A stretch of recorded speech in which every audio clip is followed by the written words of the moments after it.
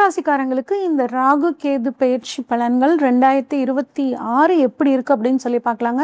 இது நாள் வரைக்கும் உங்களுக்கு 9ஆம் இடமான பாக்யஸ்தானத்துல இருந்த ராகு இப்ப உங்களுக்கு 8ஆம் இடத்துக்கு வர்றாருங்க. கேது வந்து 3ஆம் இடமான முயற்சி ஸ்தானம் உபஜய ஸ்தானத்துல இருந்த கேது, சூப்பரான ஒரு சூழ்நிலையில் இருந்த கேது இப்ப 2ஆம் இடமான தனஸ்தானம் குடும்பஸ்தானத்துக்கு வர்றாருங்க. உங்களை பொறுத்த வரைக்கும் இப்ப சனி 10ஆம் இடமான தொழில் ஸ்தானம் கர்மஸ்தானத்துல இருக்கார்.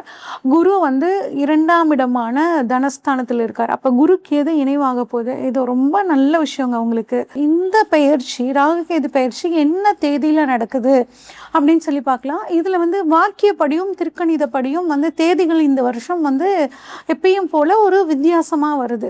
ஓகே, முதல்ல திருக்கணிதப்படி கார்த்திகை மாதம் 19ஆம் தேதி, அதாவது 5/12/2026 அன்னைக்கு ராகு கேது பயிற்சி நடக்குதுங்க. இது வந்து எது வரைக்கும் ராகு கேது வந்து பயிற்சியானது இருக்கு, அந்த ராசியிலேயே இருக்கு அப்படின்னு பார்த்தோம்னா 23/6/2028 வரைக்கும். ஓகே, வாக்கியப்படி எப்போ அப்படின்னு பார்த்தோம்னாங்க ஐப்பசி மாதம் 27ஆம் தேதி, அதாவது 13/11/2026 வெள்ளிக்கிழமை வந்து இந்த ராகு கேது பயிற்சி வாக்கியப்படி நடக்குது. ஓகே, இதில் வந்து மிகச்சிறப்பான ஒரு விஷயம் வந்து பார்த்தோம்னா இந்த ராகு கேது பயிற்சியில் இருக்குது. குறிப்பாக கேது நீர்ராசியான கடகத்தில் ஏற்கனவே உச்சம் பெற்ற குருவோடு இணைய போகிறார். அதாவது குரு கேது சேர்க்கை. இந்த குரு கேது சேர்க்கை நிறைய ராசிகளுக்கு அற்புதமான பலனை தரப்போகுதுங்க. ஞானக்காரகன் கேது, அவர் வந்து தனக்காரகன் குருவோடு இணையிறது ஒரு கோடீஸ்வர யோகத்தையும் ஞானம் அப்படிங்கிற ஒரு அதிசயமான விஷயங்களையும் தரப்போகிறாங்க. இப்போ ராகு 8ஆம் இடத்துல இருக்கிறனால ராகு கேதுக்கள் வந்து அந்தந்த இடத்துல இருக்கிறனால என்ன விதமான பாசிட்டிவ் என்ன விதமான நெகட்டிவ் அப்படிங்கிறத நம்ம டீட்டெயில்டாக பார்க்கலாம். ஃபர்ஸ்ட்டு ராகு 8ஆம் இடத்துல இருக்கிறனால என்ன மாதிரியான பாசிட்டிவான விஷயங்கள்லாம் உங்களுக்கு நடக்க போகுது அப்படின்னு பார்த்தோம்னாங்க, உங்ககிட்ட இருந்த உங்களை நீங்கள் மறைச்சி வச்சிருக்கக்கூடிய திறமைகள் எல்லாம் இப்போ வெளியே வர்றதுக்கான ஒரு காலகட்டம். இது நாள் வரைக்கும் உங்கள் திறமைகள் உங்களுக்கே தெரியாமல் இருந்திருக்கும். இல்லைன்னா அந்த திறமைகளை வெளிக்காட்டுறதுல ஒரு தயக்கம் உங்களுக்கு இருந்திருக்கும். இப்போ 8ஆம் இடத்துக்கு வர்ற ராகு உங்களோட மறைந்த திறமைகளை உலகமே தெரிகிற மாதிரி வெளியே வந்து கொண்டு வர போகிறார். இதனால் உங்களுக்கு ஒரு நல்ல பேர், ஒரு பேர் புகழ் இதெல்லாம் கிடைக்கிறதுக்கான ஒரு யோகம் சூப்பராக இருக்குங்க. ஆன்மீகம், யோகா, தியானம் இந்த மாதிரியான விஷயங்களில் ஈடுபாடு அதிகரிக்கும். உங்களுக்கு வாழ்க்கையில் மாற்றங்கள் நிறைய வரப்போகுது. அந்த மாற்றங்களை எப்படி எதிர்கொள்ள போகிறீங்க அப்படின்னு பார்த்தீங்க அப்படின்னா, ஒரு நல்ல மன வலிமையோட வரக்கூடிய மாற்றங்களை அசால்ட்டாக ஏற்றுக்கிட்டு போய்கிட்டே இருப்பீங்க. ஒரு சிலருக்கு வந்து பாருங்கள், இன்சூரன்ஸ் ஃபீல்டில் இருக்கிறவங்க, டேக்ஸ் இந்த மாதிரி துறையில் இருக்கிறவங்களுக்கெல்லாம் ரொம்பவே சூப்பராக இருக்கும். ப்ளஸ் பரம்பரை சொத்து, உயில் சொத்தாக இப்போ உங்கள் பேருக்கு வர்றதுக்கான ஒரு காலகட்டம் ரொம்பவே நல்லா இருக்குது. 8ல் ராகுங்க. ஏற்கனவே உங்களுக்கு ஒரு சொத்து இருந்துச்சு, ஒரு வீடு இருந்துச்சு அப்படின்னா அதுக்கு இப்போ நீங்கள் ஒரு பராமரிப்பு செலவு அப்படின்னு பண்ணுவீங்க. பழைய வீடை புதுப்பிச்சு புதுசாக மாற்றக்கூடிய ஒரு நேரம் இப்போ உங்களுக்கு சூப்பராக இருக்குங்க.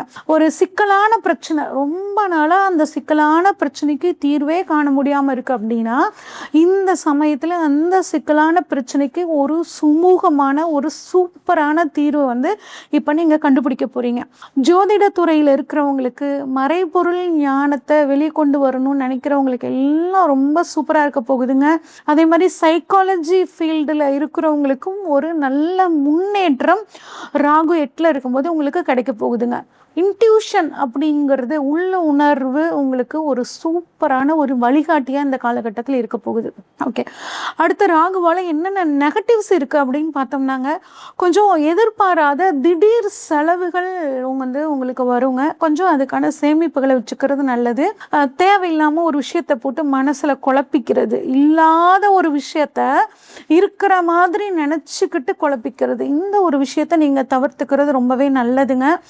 அதே மாதிரி ஒரு விஷயம் ரகசியம்னா அது ரகசியமாகவே இருந்தால் தான் அது ரகசியங்க. அதனால் உங்களோட ரகசியத்தை வெளியே யார்கிட்டையும் சொல்லாமல் இருக்கிறது ரொம்பவே நல்லது. இந்த சமயத்தில் அவசரமாக ஒரு முடிவு எடுக்கிறது, ரொம்ப ரிஸ்க் எடுக்கக்கூடிய விஷயங்களில் பணத்தை வந்து முதலீடு பண்ணுறது, இந்த மாதிரி விஷயங்களை ரொம்ப கவனமாக இருங்க. அதே மாதிரி வாகன பயணங்கள் போகும்போது கவனமாக இருக்கணுங்க. லா ஃபீல்டில் இருக்கிறவங்க, டேக்ஸு, இன்சூரன்ஸ் ஃபைனான்ஸ் ஃபீல்டில் இருக்கிறவங்க உங்களோட டாக்குமெண்ட்டில் ஏதாவது சைன் பண்ணும்போது ஒரு தடவைக்கு 2 தடவை படித்து பார்த்துட்டு சைன் பண்ணும்போது உங்களுக்கு சில பிரச்சனைகள்லேருந்து நீங்கள் தப்பிச்சுக்கலாங்க.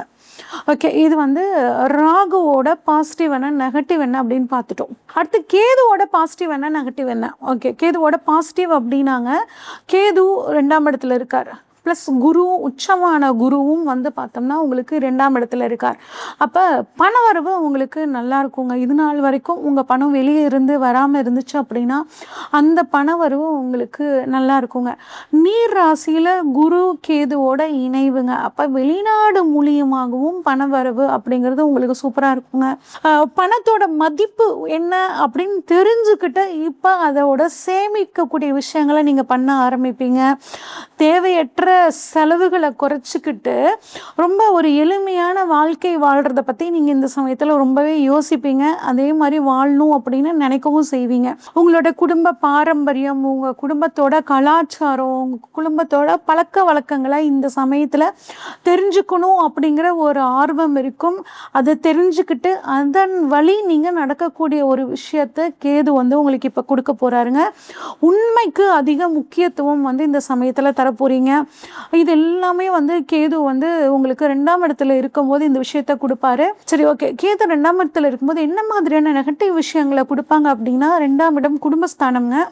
குடும்பத்துல இருந்து கொஞ்சம் தனிச்சிருக்கணும் அப்படிங்கிற மாதிரியான ஒரு சூழல்லாம் இந்த சமயத்துல வருங்க. முடிஞ்ச வரைக்கும் மன ரீதியா வந்து குடும்பத்துல பிரிவு அப்படிங்கிறது வேணாங்க. ஒரு சிலருக்கு பிசிக்கலாக குடும்பத்தை விட்டு வெளியே இடத்துல போய் இருக்கணும் அப்படிங்கிற மாதிரி அமைப்புகள் வரதான் செய்யும். ஆனால் மன ரீதியாக குடும்பத்தில் விட்டு தனிச்சிருக்கணும் அப்படிங்கிற மாதிரியான ஒரு சிந்தனை உங்களுக்கு வேண்டாம், தவிர்த்துக்கோங்க. பணவரவு நல்லா இருந்தாலும் குடும்ப செலவு, குடும்பத்தோட சந்தோஷத்துக்காக கொஞ்சம் செலவு பண்ணுவீங்க. அது கொஞ்சம் திட்டம் போட்டு செலவு பண்ணிக்கோங்க, நல்லது. அதே மாதிரி 2ஆம் இடம் உணவு சம்மந்தப்பட்ட விஷயங்க. உணவு சம்மந்தப்பட்ட விஷயங்களில் உணவு பழக்க வழக்கத்தில் கொஞ்சம் கவனமாக இருங்க. ஏன்னா 2ல் கேது. அப்போ என்னென்னா உங்களுக்கு ஜீரணமாகாத ஒரு உணவை சாப்பிட்டுட்டு ஒரு அஜீரண கோளாறு இந்த மாதிரி வர்றதுக்கான வாய்ப்புகள் இருக்குது. அந்த ஒரு விஷயத்தில் கவனமாக இருங்க. குடும்ப பொறுப்பில் ஒரு அலட்சியம் வந்து காட்டக்கூடாது. அதே பணம் சார்ந்த விஷயங்கள்லையும் கொஞ்சம் கையாளும் போது கவனமாக இருக்கணும். ஓகே, இது வந்து கேதுவால் வரக்கூடிய நெகட்டிவ். ஓகேங்க. அடுத்து ராகு கேதுக்களோட பார்வைகள் என்ன மாதிரியான பலனை தரும். 8ஆம் இடத்துல ராகு இருக்காரு. அங்கேருந்து 6ஆம் இடத்தையும் 10ஆம் இடத்தையும் பார்க்குறாருங்க. அப்போ உத்தியோகத்துலேயும் அது மட்டும் இல்லாமல் வந்துட்டு தொழில் தொடங்கும் போதும் சரி ரொம்பவே கவனமாக இருக்கணுங்க.